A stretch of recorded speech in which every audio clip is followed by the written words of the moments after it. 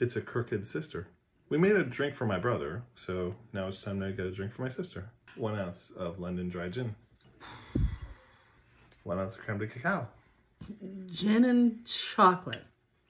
Yeah, that's a delicacy in Finland. If you're from Finland, is it a delicacy?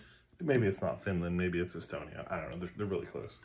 That's why you can't believe everything you see on the internet, people. 1 ounce of Cointreau.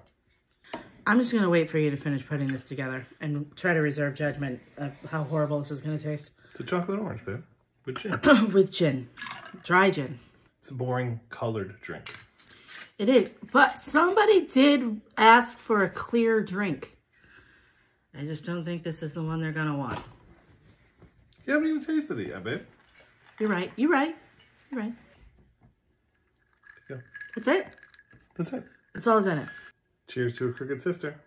I really don't want to try this. Cheers. Cheers.